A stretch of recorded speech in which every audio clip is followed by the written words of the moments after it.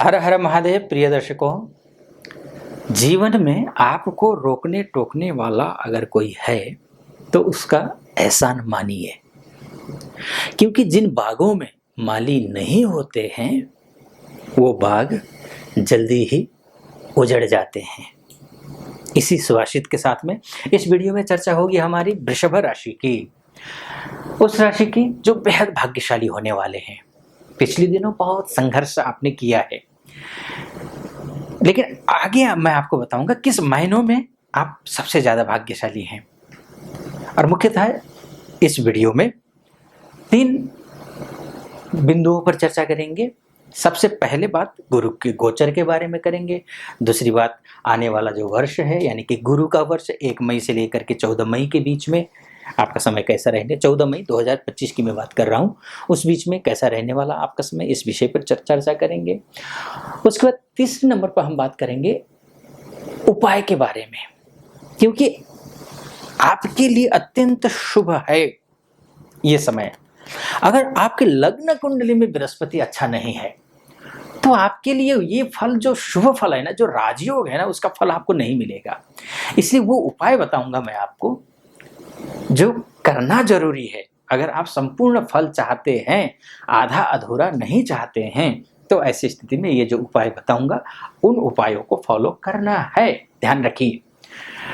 चलिए, सबसे पहले बल्कि मैं वो उपाय आपको बता देता हूं कि वो उपाय कौन से हैं जिनको आपको करना चाहिए। सबसे पहले तो आपको क्या करना है, देखिए, गुरु लग्न में आपकी राशि में, या लग्न के हिसाब से भी मान सकते हैं,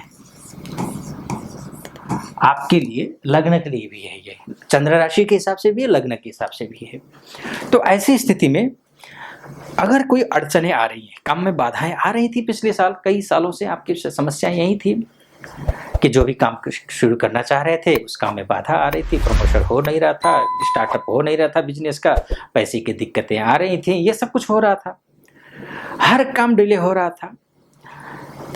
समाज में, नौकरी में, कार्यक्षेत्र में, परिवार में जो उचित मात्रा में आपको सम्मान मिलना चाहिए था वो उचित मात्रा में आपको सम्मान भी नहीं मिला था। तो अब ऐसी स्थिति में होगा क्या, ये आप समझ लीजिए। अब यहाँ आया है, ये अब मिलेगा, लेकिन इसको बड़ा बढ़िया बनाने के लिए, अड़चनों को खत्म करने के लिए पूरी तरीके से, तो आपको केले के जड़ अथवा संतरे के जड़ को धारण करना है। चाहे उसको आप पीले धागे में बांध करके आप गले में भी धारण कर सकते हैं, या फिर दाएं हाथ के बाजू में आप पीले धागे में या फिर कपड़े में भी बांध करके आप इसमें धारण कर सकते हैं, पीले कपड़े में कर लीजिए, यह आपके लिए शुभ होगा। जो अड़चने आ रही हैं वो अड़चने दूर हो जाएंगी, पहली बात। दूसरी बात, आप प्रातः सूर्योदय काल में आपको उठना है। किसी भी तरीके से आपको ध्यान रखिएगा, सूर्योदय काल में आपको उठना है। अगर आप 8, 9 बजे, 10 बजे उठते हैं तो ये आपके लिए कोई लाभ लेकर के नहीं आ रहा है। आपको सूर्योदय के 1 घंटे के अंदर अंदर उठ जाना है, दूसरी बात। और सूर्य को अर्घ्य देना है, दूसरी बात। तीसरी बात, गाय को आप क्या करना है कि आटे की लोई बना करके उसमें चने की जो दाल होती है, गुड़, हल्दी डाल करके गौ माता को खिलाइए गुरुवार के दिन, ये कीजिए। बुजुर्ग माता पिता की सेवा कीजिए, अपने आचरण को शुद्ध रखिए। ओम ब्रीम बृहस्पतये नमः, इस मंत्र का आप जप करिए। प्रतिदिन अपने माथे पर या नाभि पर केसर का तिलक लगाइए, ये आपको करना चाहिए।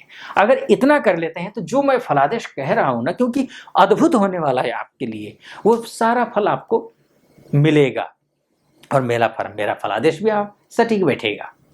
अन्यथा आप कहेंगे कि आचार्य जी ने तो कहा था लेकिन हुआ नहीं। ये उपाय करना जरूरी है। तो देखिए, गुरु के हिसाब से आप सबसे पहले थोड़ी सी चर्चा में गुरु गोचर के बारे में कर देता हूं। वैसे तो मैं नक्षत्र ज्योतिष के हिसाब से इस वीडियो को बना रहा हूं, अभी आने वाला हूं नक्षत्र ज्योतिष में। ग्रह गोचर के हिसाब से मेरा एक और चैनल है, यूट्यूब चैनल, डिस्क्रिप्शन में उसका लिंक दिया होगा, उस पर क्लिक करके फॉलो कर सकते हैं। बहुत अच्छा, बहुत सटीक, उसमें भी बताता हूँ ये नक्षत्र के हिसाब से। वो चैनल जो है ग्रह गोचर के हिसाब से है।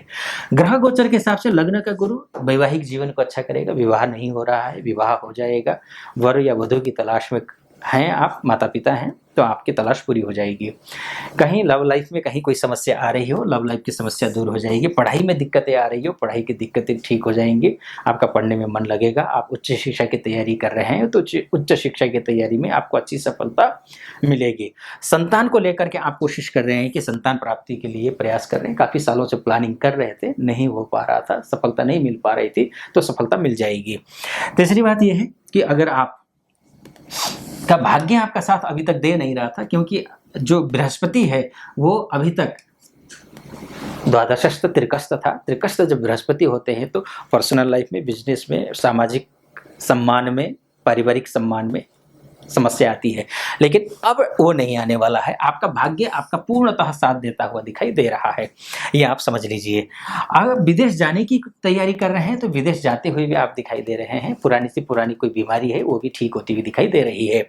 अगर आप इसके साथ में फाइनेंस को लेकर के दिक्कतें हैं, कर्ज लेकर के कर्ज के तले डूबे हुए हैं, तो कर्जा मुक्त होते हुए दिखाई दे रहे हैं जब मई के महीने में भी। लेकिन मई के महीने में ये एक और बात मैं बताता हूँ आपको, पूरे मई के महीने में आपको करना क्या है कि पीपल के पेड़ पर जल डालते हुए और एक मंत्र का जप करना है आपको। वो मंत्र है ओम ग्रां ग्रीं ग्रौं सह गुरवे नमः। इस मंत्र का जप करना है, ध्यान रखिएगा, ठीक है। ओम ग्रां ग्रीं ग्रौं सह गुरवे नमः। ग्राम नहीं बोलना है, अक्सर गलती कर बैठते हैं, ग्राम ग्रीम नहीं बोलना है। ग्राम व्याकरण के दृष्टिकोण से ग्राम ग्रीम ठीक नहीं है। आपको का ख ग घ अंग वाला ग्राम ग्रीम इस तरीके से बोलिएगा, ये ठीक हो जाएगा। फाइनेंशियल स्थिति आपकी अच्छी होती हुई दिखाई दे रही है। ये मोटा मोटी तौर पर मैंने ग्रह गोचर के हिसाब से बताया। अब बात कर लेता हूँ नक्षत्र के हिसाब से। वृषभ राशि में 3 नक्षत्र हैं, देखिए, ठीक। कृतिका नक्षत्र के 3 चरण, रोहिणी का 4 चरण और मृगशिरा के 2 चरण मिलकर के वृषभ राशि बनती है। कृतिका नक्षत्र वालों अर्थात ई उ और ए अक्षर से जिनका नाम शुरू होता है उनकी कृतिका नक्षत्र होता है। जैसे कि ई से ईश्वर, चंद्र है ना, ईश्वर नाम है किसी का। उ से उमाशंकर, ये उमा ये नाम है। इस तरीके से ऐसे भी नाम होते हैं। इन अक्षरों से जिनका नाम शुरू होता है वो कृतिका नक्षत्र है। कृतिका नक्षत्र वालों के लिए खासकर 12 जून के बाद और पूरा साल भर वो कैसा रहने वाला है, बहुत शुभ है, अत्यंत शुभ है, अत्यंत शुभ। धन धान्य से परिपूर्ण कर देगा। आर्थिक समस्याओं को दूर करने वाला है। हर एक क्षेत्र में, चाहे किसी भी मामले में आप फंसे हुए हैं, उसमें समृद्धि लेकर के आएगा। समृद्धि पैसे की केवल नहीं होती है, मान सम्मान की समृद्धि भी होती है। पैसे, लक्ष्मी जी की समृद्धि तो है ही, है ना। अन्य क्षेत्र में भी अब बिजनेस करते हैं, बिजनेस में समृद्धि आएगी। हर क्षेत्र में समृद्धि आएगी। नौकरी नहीं लग रही है, नौकरी लगेगी, अच्छी नौकरी लगेगी, बढ़िया नौकरी लगेगी। प्रमोशन नहीं हो रहा, प्रमोशन होगा। विदेश जाना चाह रहे हैं, विदेश जाएंगे, ये सब भी होगा।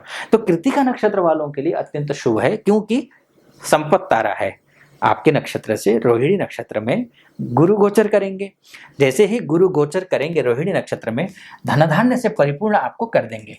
विदेश में है तो विदेश वालों के लिए विशेष और अच्छा है, आप ये मानकर चलिए, ठीक है।